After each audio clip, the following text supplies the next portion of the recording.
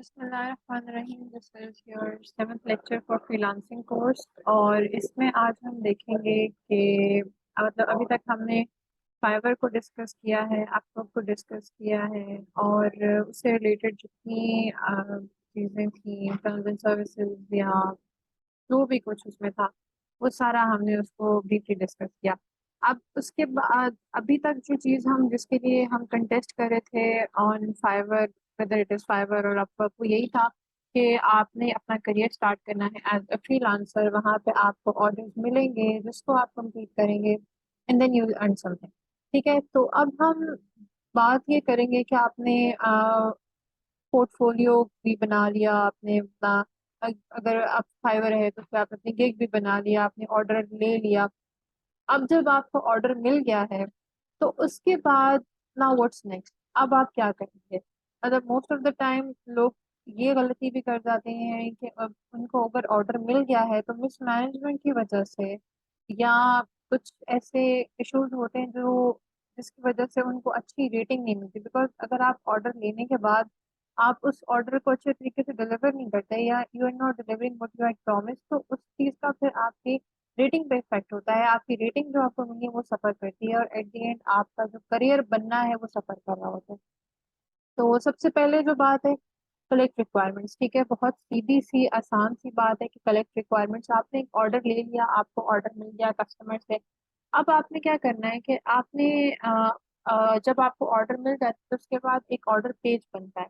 आप उस order page पे दें, वहाँ आपके पास एक ऑप्शन अवेलेबल होता है रिक्वायरमेंट्स गैदर करने का। आप वहाँ से रिक्वायरमेंट्स गैदर कर सकते हैं। आप कस्टमर के साथ डायरेक्ट मैसेजेस पे जो डायरेक्ट चैट ऑप्शन है वो यूज कर सकते हैं। आप कोई स्काइप मीटिंग अरेंज कर सकते हैं, आप कोई जूम मीटिंग अरेंज कर सकते हैं। रिक्वायरमेंट्स गैदर करने का मकसद ये होता है कि आप, लेट सपोज आपके कस्टमर ने आपसे ये कहा कि आपको उसने एक लोगो बनवाना है और आप कहते हैं कि जी ठीक है मैं लोगो बना देता हूँ। लेकिन वो लोगो उसने किस तरह का बनाना है, what is the business, what is the domain जिसके लिए वो लोगो बनना है, what is the preferred colour theme जो उसको चाहिए, any preferred font size, font styling, font family etcetera. ये तमाम चीजें आप रिक्वायरमेंट्स में गैदर करते हैं अपने क्लाइंट से। तो वो रिक्वायरमेंट्स जब तक आप गैदर नहीं करते, आपको खुद नहीं पता होता कि आपने किस डायरेक्शन में हेड करना है। आपने अपने काम को, जो काम आप करेंगे उसको आपने किस डायरेक्शन में लेकर जाना है। तो और उसके अलावा आपको ये नहीं पता होता, जब आप रिक्वायरमेंट्स गैदर कर लेते हैं तो उसका आपको ये बेनिफिट होता है कि आपको ये पता लग जाता है आपका कस्टमर क्या चाहता है, आपका क्लाइंट क्या चाहता है, उसको किस तरह की चीज़ चाहिए, किस तरह की नहीं चाहिए, क्या डूज हैं क्या डोंट्स हैं, क्या आपने करना है क्या आपने अवॉइड करना है, और एट द एंड वो आपसे जो आउटपुट है वो कैसे एक्सपेक्ट कर रहा है।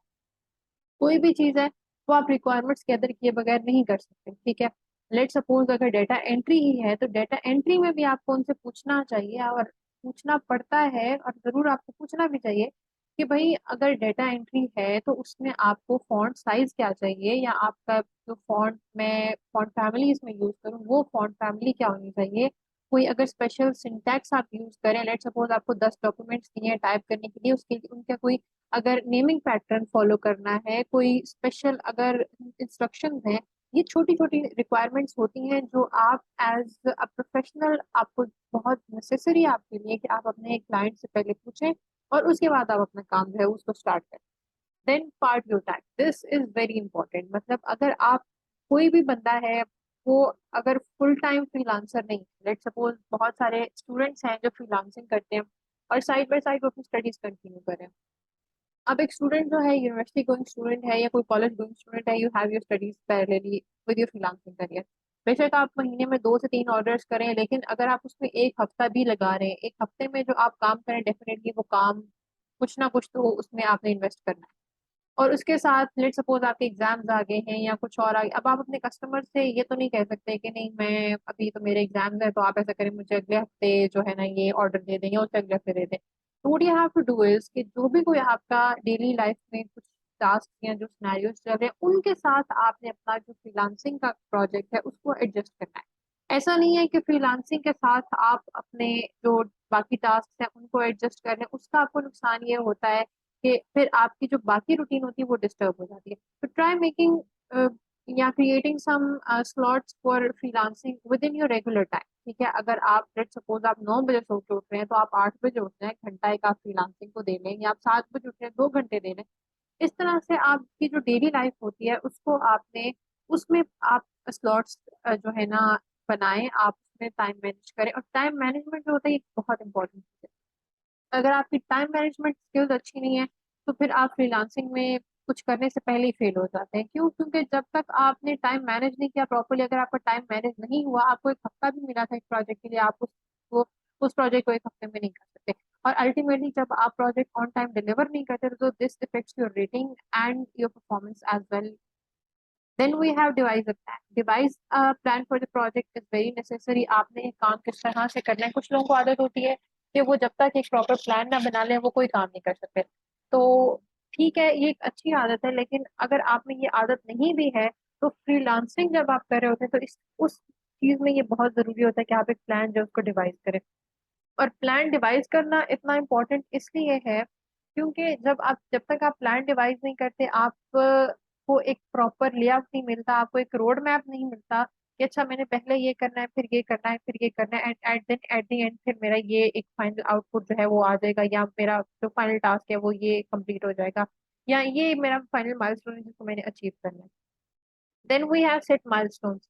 ठीक है, आप जब तक माइलस्टोन सेट नहीं करते तब तक जो है ना आप मतलब ठीक है आप काम कर रहे होते हैं, लेकिन एक सेंस ऑफ अचीवमेंट होती है during the project, with in the project. और माइलस्टोन्स अचीव करना या सेट करना बहुत जरूरी इसलिए भी होता है कि फिर आप अपने काम को छोटे छोटे स्टेप्स में डिवाइड कर देते हैं, और वो स्टेप्स आप साथ साथ टिक करते जाएं। लेट सपोज अगर लोगो मेकिंग ही है तो आपने उसके लिए कुछ डिजाइनिंग, अगर आपने उसके लिए कोई मैनुअल डिजाइन क्रिएट करना है, आप वो एक माइलस्टोन बना लें। फिर आपने अगर उसके लिए कलर थीम सेलेक्ट करना है वो एक आप माइलस्टोन बना लें। आपने उसके लिए कोई फॉन्ट फैमिली सेलेक्ट करनी है एक माइलस्टोन वो बना लें। फिर सबको आप एक माइलस्टोन में बना। माइलस्टोन बनाने का ये फायदा होता है कि आपको पता चल जाता है साइड बाय साइड कि आपने क्या कर लिया है, कितना भी रहता है कि जबकि मतलब कि अभी लास्ट जो आपका माइलस्टोन है उसको अचीव करने में कितने अभी माइलस्टोन पीछे।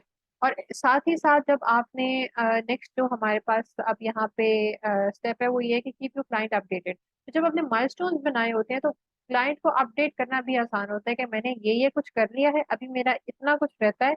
और ये जो है ना इसमें मुझे लेट सपोज आपको अगर एक दो दिन और भी चाहिए तो वो भी आप उसको इस तरह से रीजन कर सकते हैं। देन अपने क्लाइंट को अपडेट करना बहुत नेसेसरी होता है। ऐसा नहीं है कि आपको ऑर्डर मिला और उसके बाद आप गायब हो जाए महीना पूरा। लेट सपोज अगर महीना ही एक डिलीवरी टाइम था या लेट सपोज हफ्ता था तो आप हफ्ता पूरा वापस इन टच नहीं आते। इस चीज का नुकसान क्लाइंट को इतना नहीं होता जितना आपको खुद हो रहा होता है। क्यों? क्योंकि आप जो काम कर रहे हैं बहुत जो है ना अश्योर्ड बात है कि उसमें किसी ना किसी जगह पे उसको चेंजेस चाहिए होंगे आपके कस्टमर को या फिर client।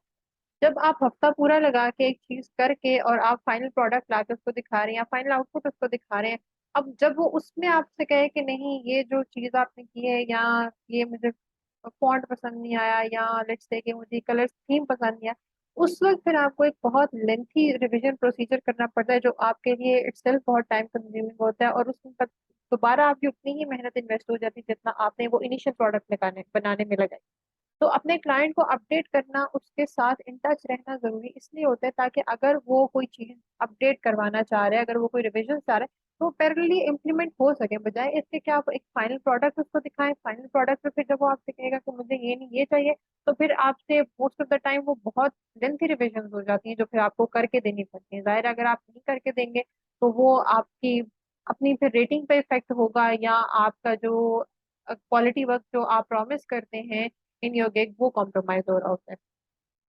Then lastly we have do not come up with lame excuses. ये बहुत इंपॉर्टेंट होता है। लेट सपोज आपने अगर टाइम मैनेज नहीं हुआ आपसे या कोई ऐसा काम था जो आपसे एक हफ्ते में नहीं हो सका जिसके लिए आपने एक हफ्ते की जो है डिलीवरी टाइम रखा था, तो अब उसमें आपके लिए क्या जरूरी है कि फिर आप कोई लेम एक्सक्यूज रखी। आप ये नहीं कहेंगे अपने कस्टमर को कि जी मेरी तरफ तो हफ्ते से इंटरनेट नहीं आ रहा था या हमारा मेरा तो लैपटॉप खराब हो गया। Try to come up with logical and professional reasons. आपने जैसे मैंने कहा माइलस्टोन्स आपने बनाए हुए, आप माइलस्टोन्स जो आपने बनाए हैं आप उन्हीं के साथ आए कि देखें जी मैंने ये कुछ किया था, these were the steps I had made.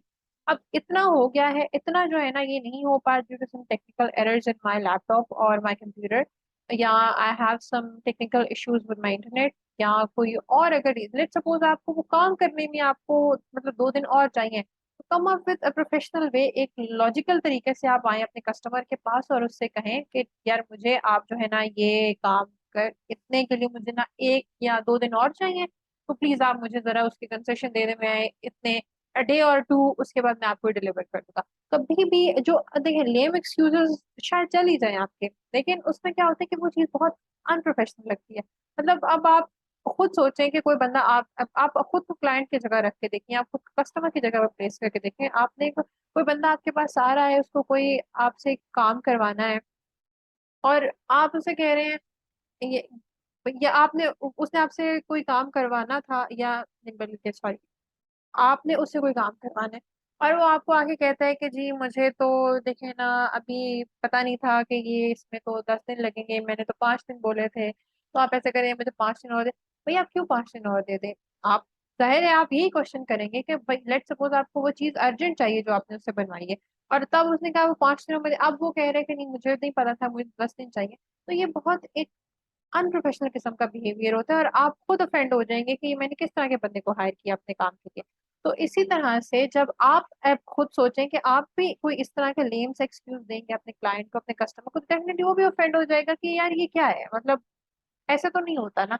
तो try to come up with logical reasons, कोई मतलब लेम एक्सक्यूज आप ना पुट करें। आप कुछ मतलब अपने माइलस्टोन का फ्रंट पे ला सकते हैं, अगर आपको कोई टेक्निकल इशू है तो उसको भी आप थोड़ा प्रोफेशनल वे में एक्सप्लेन करें कि नहीं दिस इज दिस, तो मुझे, या अगर आपको लेट सपोज नहीं भी उस वक्त अंदाजा था कि ये काम जो आप कर रहे हैं ये 5 दिन में नहीं 10 दिन में होगा, तो फिर आप उसमें भी थोड़ा सा प्रोफेशनली जो है ना एटीट्यूड लेकर आए कि उस वक्त वाकई मतलब आई बीन डूइंग प्रोजेक्ट्स जो इस लेवल के नहीं थे, जो बहुत एंट्री लेवल के थे, तो आई थॉट कि मैं इसको भी उसी टाइम में कर लूंगा, तो but now when I am doing this, so I've come to know कि this will take 2 to 3 more days than the time I'd asked for। तो अब मैं चाहता हूँ कि मैं इसका डिलीवरी टाइम थोड़ा सा एक्सटेंड कर दूं, या आप इसको थोड़ा सा मुझे रिलैक्स कर दें, तो दैट्स इट। लेकिन अगर आप नेम एक्सक्यूजेस देते हैं, वो तो एक तो बहुत अनप्रोफेशनल लगता है। वो चीज वो शायद आपके जो रिव्यू वो टाइप करेगा उसमें भी वो लिख कर जाएगा कि यार ये बंदा काम तो कर देता है लेकिन इसका बहुत ही अनप्रोफेशनल किस्म का एटीट्यूड है। फिर उसके बाद ये कि ये आपका जो करियर आपने बनाना है एज अ फ्रीलांसर, उसके लिए भी ये एक अच्छी अप्रोच नहीं होती। ठीक है, तो that was it for today.